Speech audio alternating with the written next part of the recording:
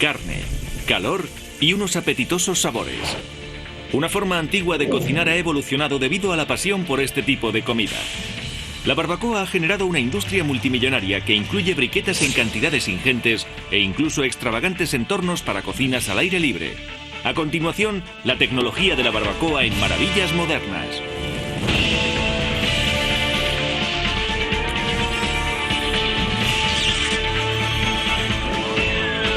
Maravillas Modernas.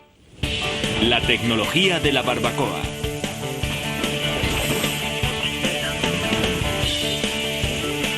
Todos los fines de semana ascienden columnas de humo de un parque o de un aparcamiento estadounidense. Se trata de una tradición reciente, una competición de barbacoas. Los participantes traen toda clase de artefactos, desde las más sencillas barbacoas hasta gigantes de acero que parecen salidos de una novela de Julio Verne. Nombres ingeniosos y competidores unidos en una alegre atmósfera festiva.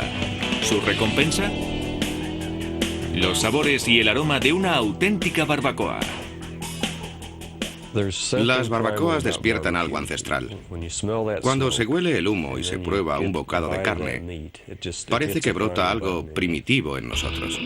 Además de diversión y de buena comida, los participantes buscan algo más en las competiciones de barbacoas.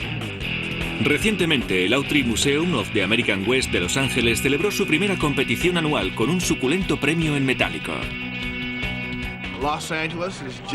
Los Ángeles se ha convertido en el centro de los concursos de barbacoas. Hoy se reúnen aquí los mejores competidores. Todos aspiran a ganar.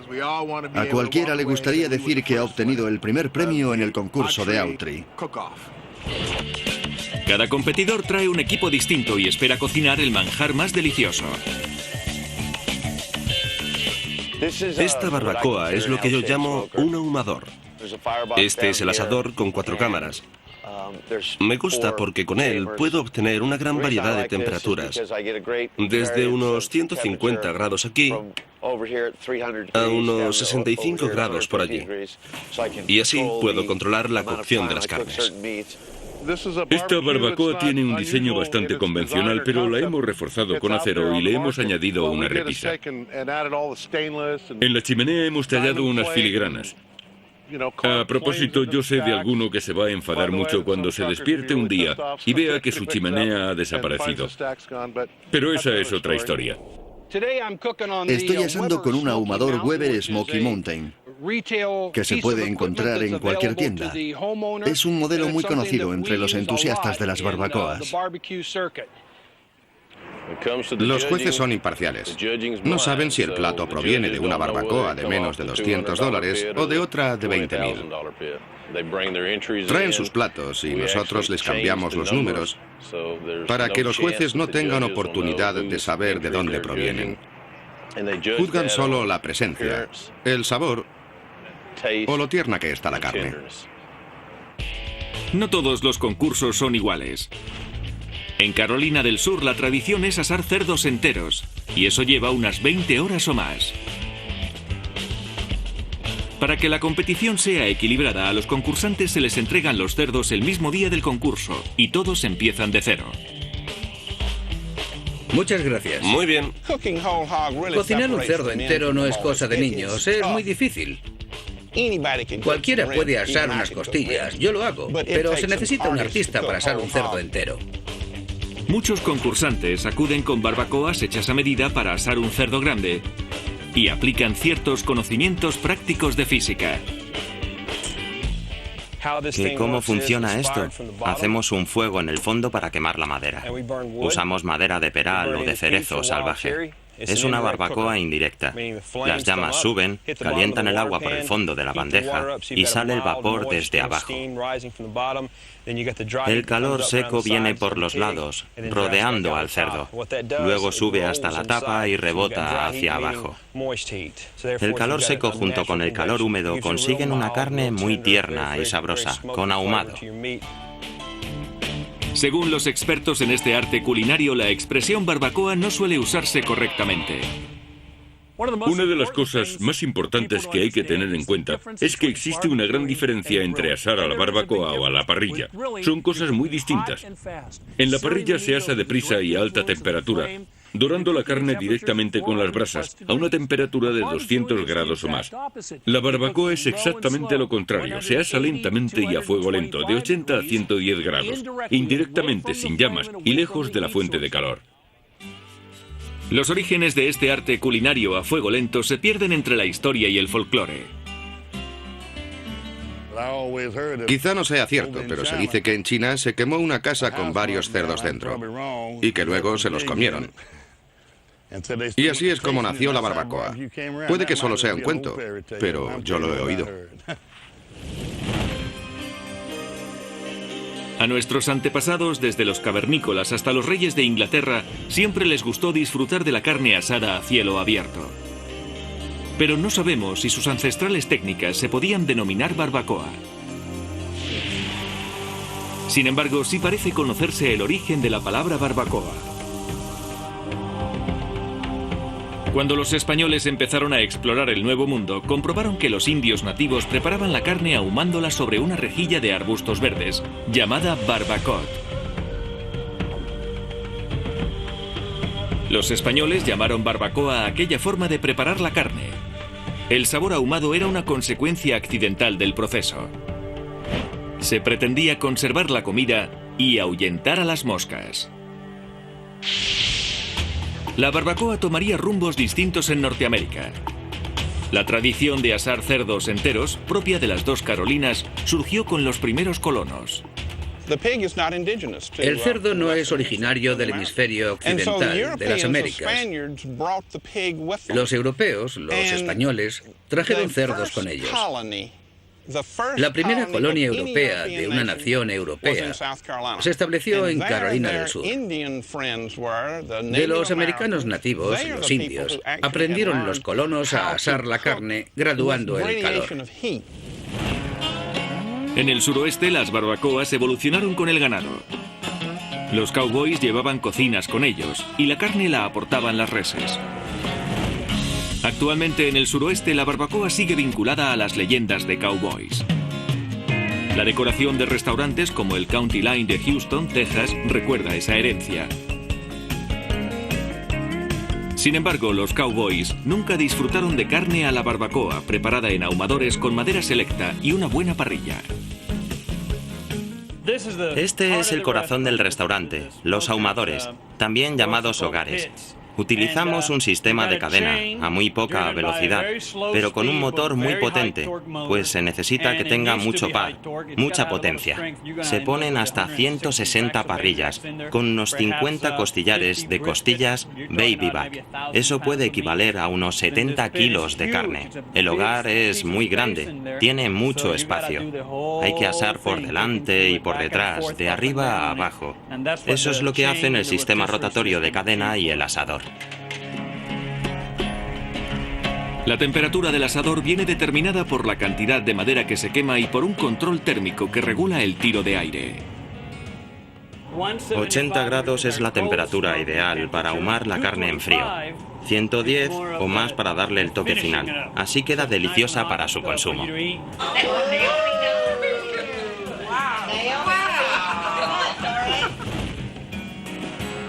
En la época de las grandes remesas de ganado tejano, en el siglo XIX, el destino de muchas de ellas fue Kansas City.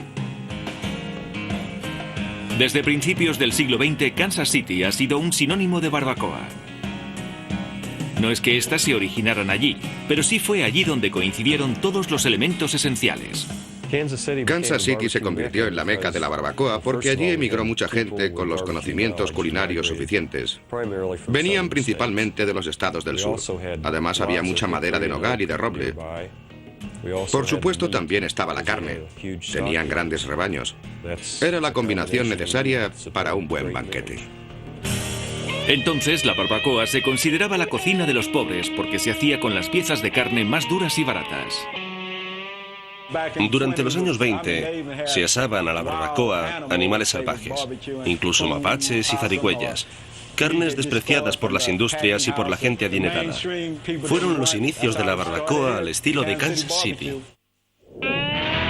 Qué lejos están los días en los que se recurría a la barbacoa para dar sabor a carne poco apetitosa. Hoy muchos devotos hacen peregrinación a este restaurante de Kansas City, Arthur Bryant.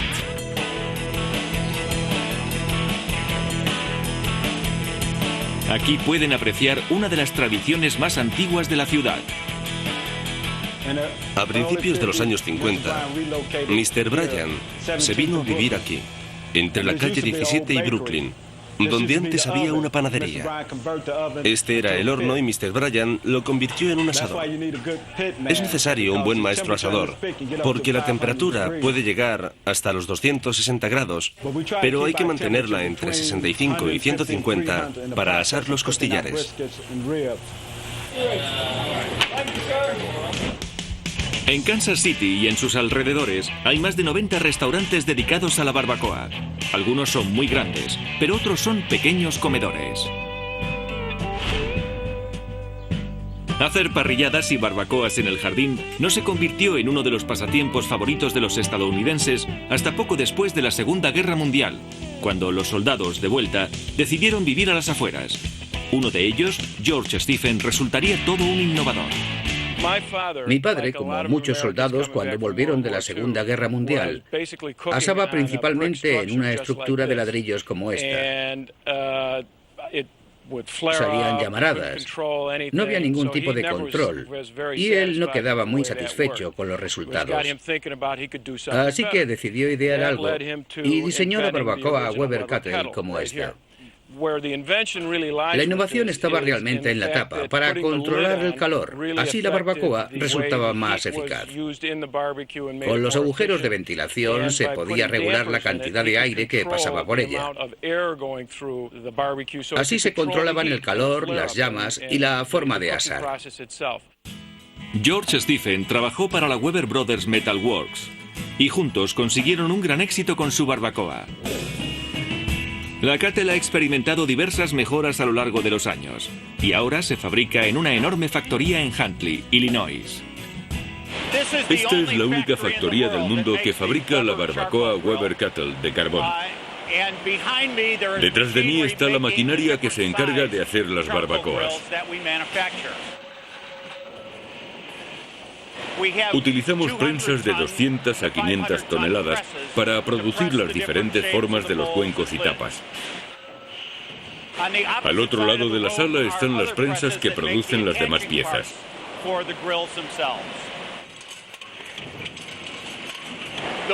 La barbacoa clásica o cualquier otra se hace poniendo sobre una chapa un compuesto parecido al jabón, para impedir que el metal se arrugue o resquebraje.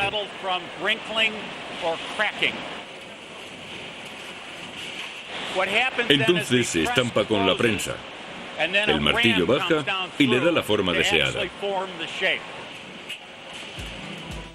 De allí las barbacoas van a otra prensa para hacerles unos agujeros y retirarles el material sobrante.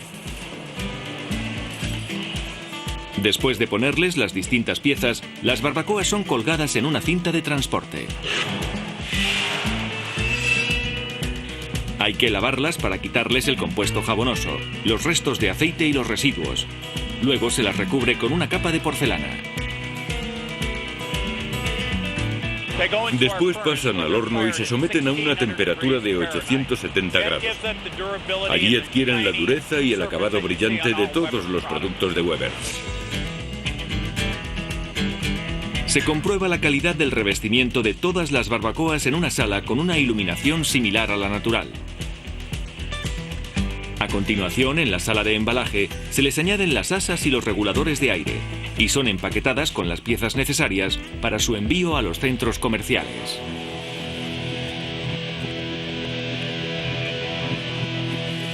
Después de más de 50 años, la barbacoa Weber Kettle sigue vendiéndose muy bien en un mercado donde la competitividad es alta y en el que siempre hay muchas alternativas y nuevas ofertas. Una de las cuestiones principales para un entusiasta de las barbacoas es el tipo de combustible a usar. ¿Es mejor utilizar el de las bolsas o es preferible el gas de una botella a presión? El combustible original y básico de las barbacoas es la madera, especialmente si se quiere conseguir un sabor ahumado. Pero los leños y todo lo necesario para quemarlos no son recomendables para las barbacoas caseras. Una alternativa es trocear la madera. La Troyer Pellet Mill de Mount Angel, Oregón, procesa el aserrín procedente de los fabricantes de muebles locales. El material viene de aquí arriba, baja y pasa por lo que llamamos condicionador, donde se mezcla y luego cae en la matriz. Vamos a abrir la máquina para que puedan verla. Como podrán comprobar, el material viene de aquí y cae en el centro del cabezal. Dentro del cabezal hay dos rodillos.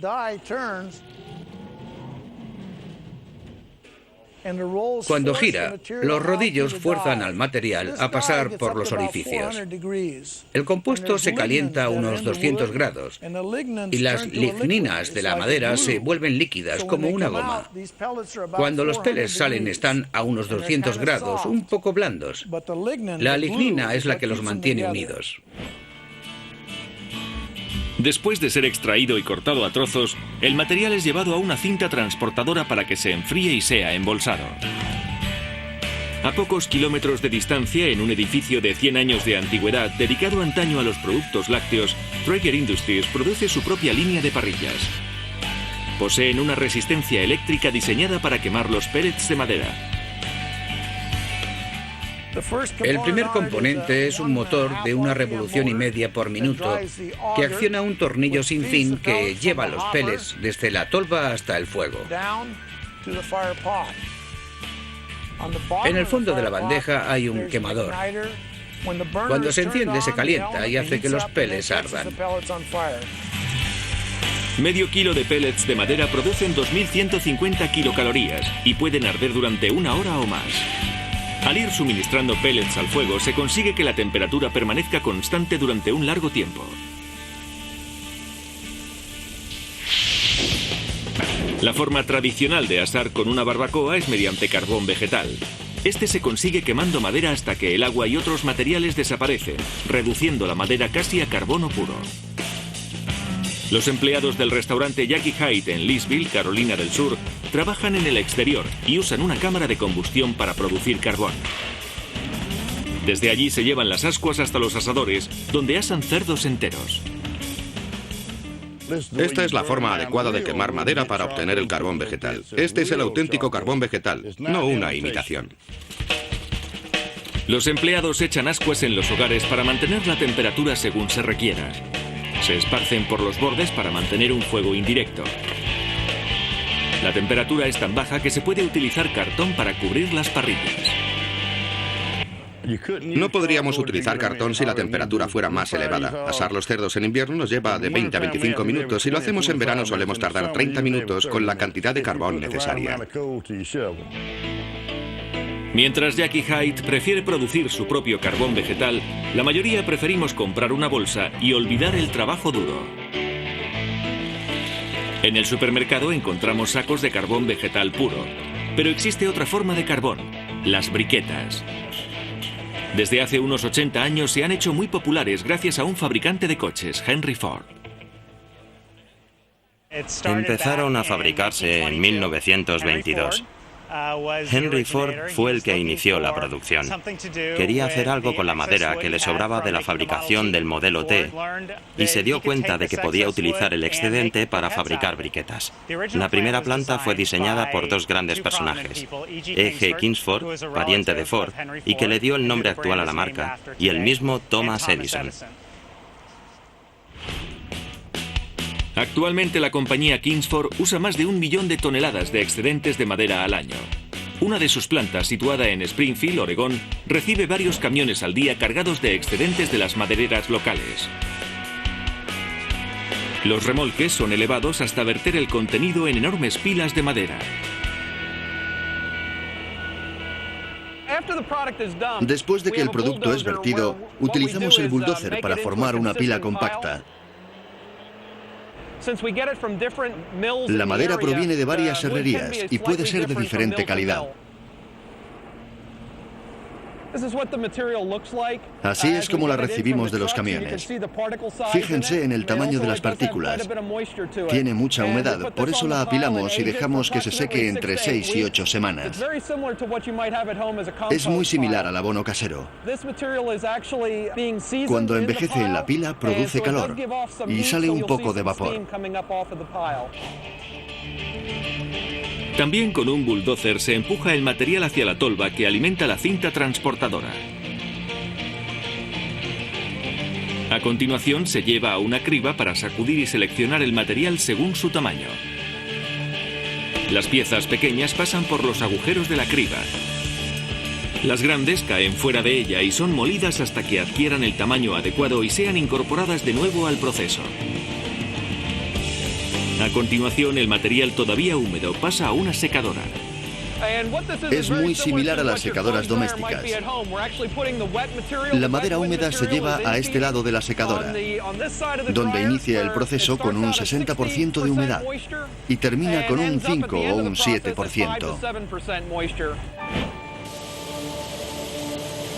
Luego, el material secado se lleva a una máquina llamada retorta. Conforme el material va cayendo desde arriba, es expuesto a temperaturas que sobrepasan los 760 grados. En cada altura, 4 brazos giran lentamente y hacen de rastrillos para asegurar que el material arda homogéneamente y pase a la etapa siguiente. Cuando llega al fondo, la madera está carbonizada. El producto es mezclado luego con carbón y otros ingredientes para que la mezcla se mantenga unida. En este punto tiene la consistencia de la tierra para jardines. Durante el proceso, la mezcla de la madera carbonizada y el carbón es prensada por estos dos rodillos. La factoría hace pasar más de 3.800 millones de briquetas al año por esas prensas. Después de que las briquetas hayan sido comprimidas, se llevan a otra vibradora en la que se eliminan las inservibles. A continuación pasan al proceso de secado final. Las dos secadoras de los lados tienen 40 metros de longitud. Las briquetas al principio tienen un 26% de humedad. Tardan 1 hora y 40 minutos en pasar por la secadora, de donde salen con un 5% de humedad. Al final del proceso se empaquetan las briquetas y se meten directamente en una bolsa. En la planta de Kingsford, en Springfield, se empaquetan más de 110.000 toneladas de briquetas al año. Algunos pensarán que la briqueta es una solución de compromiso, pero aún hay que buscar una para el gas. En los últimos años, las ventas de parrillas de gas han superado a las de carbón. Estas parrillas se alimentan con una bombona de propano o directamente con gas natural. Son rápidas y la temperatura se controla girando un mando. Teniendo varios fuegos, se pueden hacer barbacoas a diferentes temperaturas. Para evitar las llamas que suelen producirse en las parrillas de gas, muchos ponen una capa de losetas de cerámica entre el fuego y la comida. Un paso por delante del gas están los equipos de infrarrojos.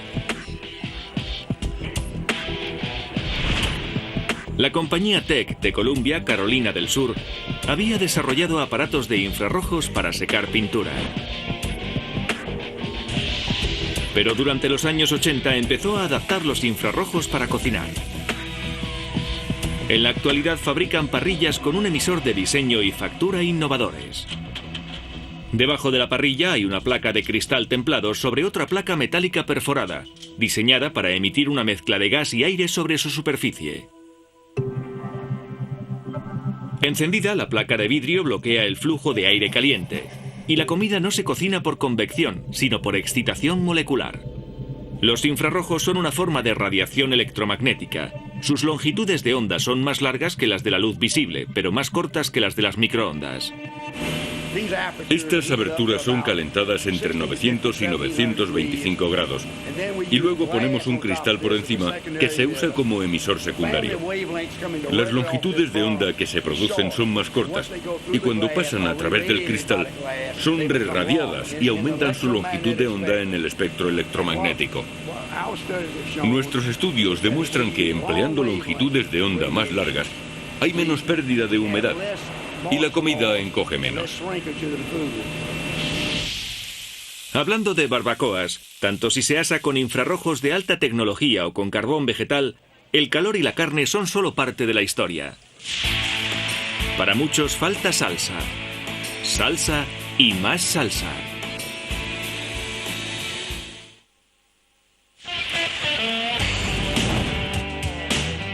Lo que cuenta en las barbacoas es el sabor. A la carne hay que añadirle algún condimento sabroso. Muchas veces es especiada con las propias manos, pero otras simplemente se unta la carne con una salsa. La mayoría de las salsas son dulces y tienen una base de salsa de tomate. Pero en las dos Carolinas, la mostaza y el vinagre son indispensables. En el suroeste la tradición requiere picante, añadiendo chili en polvo y pimientos, que van desde los picantes jalapeños a los abrasadores habaneros.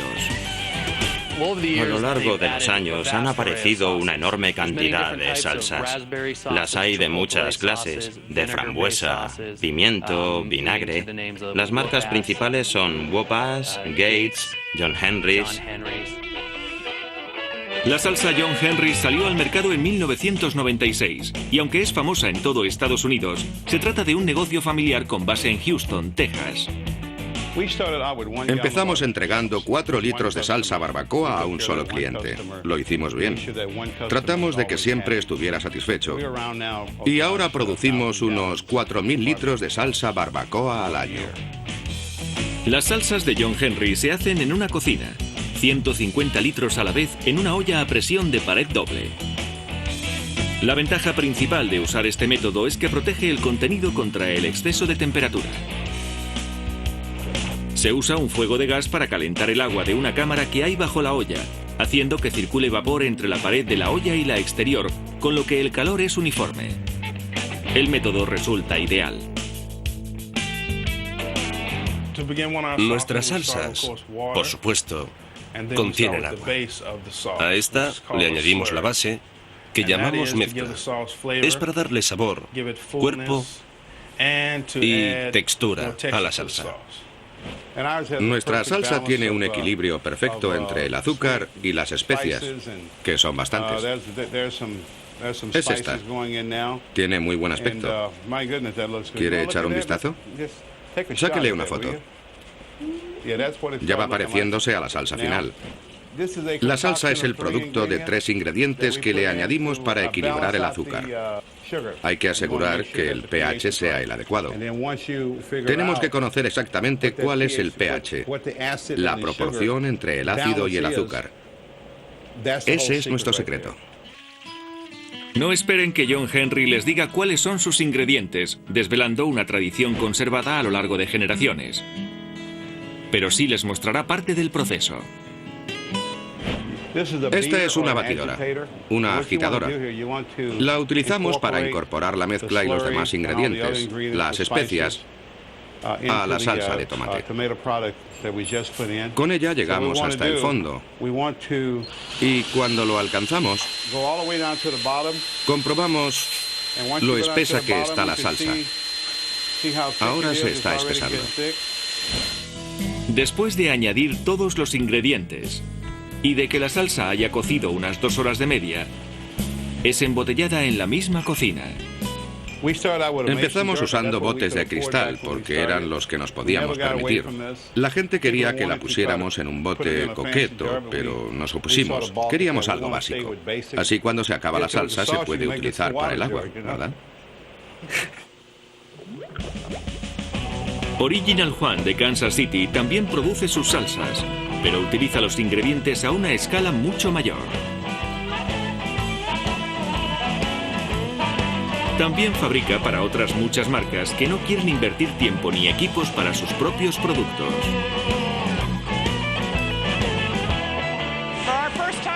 Cuando venía un nuevo comprador, utilizábamos la olla de 320 litros. Trabajábamos juntos varios días, perfeccionando su salsa en nuestras ollas.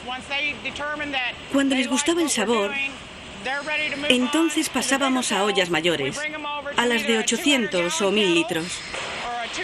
La más grande es de 1.200 litros y produce unas 2.200 botellas de 450 gramos. Después de mezclar los ingredientes de una salsa en Original Juan, se realiza una prueba para comprobar lo espesa que está. En esta receta particular, el cliente quiere que tenga una consistencia de 18. Para eso utilizo un viscosímetro, que tiene una burbuja aquí, y le ponemos una salsa hasta cierta altura. Vamos a echarla. Esperamos 15 segundos y abrimos. Bien, ahora tiene 15 y medio. Así que tenemos que añadir un poco más de agua para que sea del gusto del cliente antes de envasarla. Cuando la salsa está tan espesa como el cliente desea, se eleva la temperatura a 85 grados para esterilizar el producto. Entonces llega el momento de conectar una manguera a la olla para bombear la salsa hasta la línea de envasado. Llenamos las botellas a una temperatura entre 85 y 90 grados. Hay que formar un vacío para sellar el frasco. Luego, en la cinta, se le pone la fecha de caducidad y un precinto de seguridad. Y se pasa por un túnel de calor para que encoja. Después se etiqueta, se empaqueta y ya está lista. Desarrollar una nueva receta de salsa es un gran reto. Conseguir que el público la compre es otro. El etiquetado es algo muy interesante. Hay que crear una etiqueta con colores brillantes o con algo que resulte atractivo para el comprador. Así es la línea de Pain is Good. Tiene una etiqueta muy llamativa. Para suerte de los consumidores, la mayoría de las salsas con mucho picante advierten de esta particularidad. Todas son muy sugerentes, pero los nuevos sabores no son lo único que atrae a los entusiastas de la barbacoa. Hay otras muchas cosas que probar.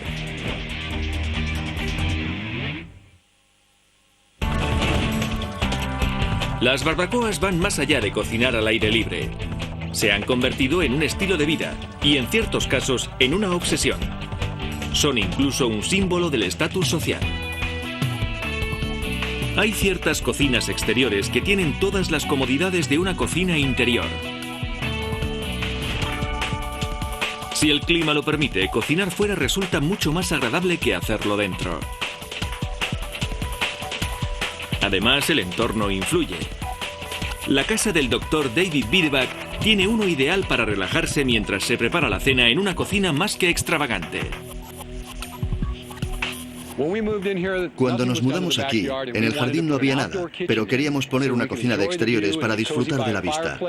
Queríamos estar tranquilos junto a la chimenea, frente a un televisor de plasma y disfrutar con una barbacoa de 7 metros. Pusimos una nevera Viking, otra Viking para hacer cubitos de hielo y un cajón calentador. Aquí ponemos los platos hasta que servimos la comida. Hay una placa de 2 fuegos para preparar un plato caliente o hacer una salsa. En este lado hay una parrilla Viking de 1,30 m y varios fuegos. También hay un asador giratorio con doble equipo de infrarrojos y un grill. Con él podemos conseguir rápidamente una temperatura baja o 650 grados para calentar los jugos rápidamente. También podemos cocinar aquí a fuego lento. Se puede cerrar la tapa y tener un horno que alcanza de los 230 grados hasta los 315. En este lado tenemos un fuego para wok. Proporciona hasta 8.200 kilocalorías, muy apropiado para la comida asiática. Este es el lugar de los refrescos. Aquí pongo el hielo sacado de la máquina de hacer cubitos. Esto es para los licores, para los condimentos y para el grifo de cerveza, imprescindible en una fiesta. Las barbacoas son ideales para probar nuevos útiles de cocina, y el Dr. Bidebach no deja de buscar novedades. Me encantan estos cacharros. Soy un consumidor empedernido. Estas pinzas son para asar de noche.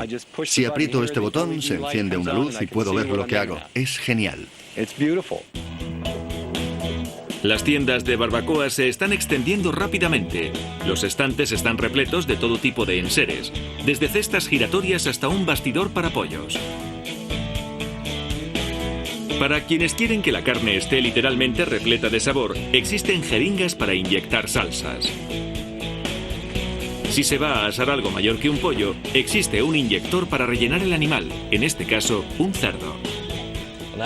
Lo que voy a hacer ahora es inyectarle al cerdo mi salsa secreta. Con eso la carne se reblandece un poco. La inyecto y espero un par de horas antes de calentarla. Hay termómetros para conocer la temperatura del asado. Este tenedor sirve también de termómetro digital. Uno de los pinchos es el sensor de calor. ¿Está demasiado ocupado para vigilar la carne? ¿Qué le parece un termómetro digital que le envíe una señal en el momento justo? Y si le apetece una barbacoa, pero quiere dejar el trabajo para otros, solo necesita un teléfono o un ordenador. Después de su éxito en el negocio de la restauración, Jack Stack de Kansas City se ha sumado al de la telebarbacoa. Desde que empecé quise poner un negocio para servir pedidos. Busqué un local pequeño para preparar la carne de acuerdo con las leyes federales. Los inspectores se pueden presentar en cualquier momento y debes tenerlo todo en regla. Jack Stack encontró un lugar donde la preparación de la comida puede ser supervisada por un maestro restaurador. Hoy vamos a asar costillas a la barbacoa. Este asador puede encargarse de unos 300 costillares a la vez. Eso representa el doble de lo que asamos cada día con madera en nuestros restaurantes al aire libre. Con esta máquina controlamos el sabor ahumado y también nos permite regular la temperatura del asado. Después de 6 u 8 horas en el asador, los costillares se dejan enfriar. En el refrigerador, los costillares se enfrían a unos 3 grados. Luego los llevamos a la máquina de envasar al vacío. Después se sella el envoltorio para conservar la frescura de la carne. El producto final, sellado al vacío, se transporta en camión hasta un almacén refrigerado de la ciudad. Está en un parque industrial subterráneo construido en una antigua mina de piedra caliza, lo cual tiene sus ventajas. Mantiene la misma temperatura a lo largo de todo el año, 17 grados. No varía. Para nuestros congeladores es más fácil mantener el producto congelado a cierta temperatura. Cuando recibimos un pedido, la comida se mantiene fría durante más tiempo. Ponemos las costillas, judías o cualquier otro producto de barbacoa en un contenedor de espuma reutilizable, dentro de una caja de cartón, para que no sufra daños durante el transporte. Lo cubrimos con un trozo de lámina térmica, de hielo seco, que está a 100 grados bajo cero. Y enviamos el pedido al cliente por medio de una empresa de transportes. Gracias a la telebarbacoa podemos tener sobre la mesa un buen trozo de carne asada en el mismo tiempo que tardaríamos en prepararla.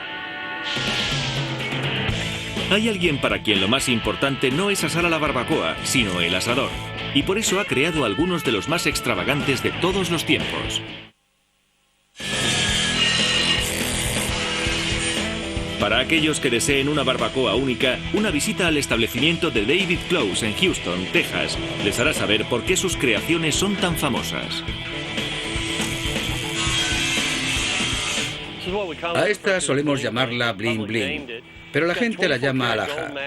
Lleva oro de 24 quilates en las llantas. Las asas también son de oro. Puede asar hasta 270 kilos de carne. Tiene televisión por satélite, un millar de canales, funciona con baterías solares. La barbacoa tiene baterías de arranque marinas de 2000 amperios. La pintura de este asador es la de un Ferrari antiguo, color borgoña, con un barniz claro. Es curioso que cuando le pusimos el barniz se tostó un poco. Tiene taburetes de charol y unos estantes que realmente son un mostrador. Grifos dorados y 3 fregaderos. Por debajo tenemos depósitos para 120 litros de agua, una rueda de repuesto y la botella de gas para el hogar y para la freidora de pescado. Eso es todo. David fundó Barbecue Pits by Close en 1986. Fabrica varios tipos de asadores profesionales y para aficionados, hechos a mano, al estilo de las antiguas fraguas. Este es uno de los asadores compuestos que fabricamos. Realmente son 2 asadores por separado, en línea. Tiene unos 4 metros de longitud. Lleva estantes, mesones laterales, un ahumador lento vertical y una parrilla única para filetones, en la que se puede graduar a mano la altura. Fijándola, la carne no se seguirá haciendo, pero se mantendrá caliente. Puede que David haya construido algunas de las mejores barbacoas de todos los tiempos y desde luego ha fabricado algunas de las más raras. Tenemos el orgullo de haber fabricado el asador más grande del mundo. Tiene 25 metros de longitud y puede asar 6.800 kilos de carne. Y esta es la barbacoa más pequeña. Utiliza un trocito de carbón en el hogar y puede asar una salchicha. Siempre pienso en un asador nuevo. Este lo encontré en el campo. Estaba aplastado y tardamos un mes en enderezarlo. Resultó ser un cochecito de niño. Era un cochecito de niño de 1906, proveniente de Londres, lo cual demuestra que no hay nada imposible para un buen soldador. Algunos asadores los hemos hecho con cabinas telefónicas, barriles de cerveza. Hace 2 semanas un amigo mío me dio un buzón de correos de 1938. Estaba oxidado, pero con un poco de pintura y algún arreglo hicimos una ahumadora de Texas de tiro natural. Uno de los asadores más peculiares que ha hecho David fue por encargo del equipo de barbacoa de la Continental Airlines. Es una réplica a escala 1:10 de un 777 de fuselaje ancho. Fuimos a ver a David porque era el fabricante de barbacoas y asadores más famoso de Houston. Bocetamos juntos los primeros días. Como podemos apreciar, hizo un trabajo maravilloso. Al principio la gente no se da cuenta de lo que es, solo ven un avión dentro de un remolque. Pero cuando le subimos las tapas, entonces ven que se trata de una barbacoa. Las tapas suben y bajan mediante poleas. Cuando estamos asando y hay que ajustar la temperatura, cerramos las puertas y el humo pasa por todo el fuselaje y sale por la cola, por encima del remolque. David hace todo lo posible porque la barbacoa avance con el siglo XXI. Pero también es un tejano y de vez en cuando saca su carreta. A pesar de los locos inventos que hacemos, siempre nos gusta coger nuestra carreta y celebrar una barbacoa al estilo tradicional del oeste. Nos gusta mantener vivo nuestro espíritu dentro de la comunidad americana. La barbacoa se ha convertido en la auténtica cocina de América. Tanto si se trata de un equipo de menos de $100, como si se trata de uno de 1.000. Todo se reduce al sabor. La barbacoa te permite muchas cosas, pero lo importante es conseguir el sabor que quieres. Yo diría que los 2 únicos ingredientes para conseguir una buena barbacoa son paciencia y predisposición. Si la haces deprisa, no conseguirás disfrutar de una buena carne. Después de todo, barbacoa no es solamente el nombre de un aparato para asar, sino el de toda una filosofía de la vida que nos permite disfrutar de una buena carne y de un buen rato en agradable compañía.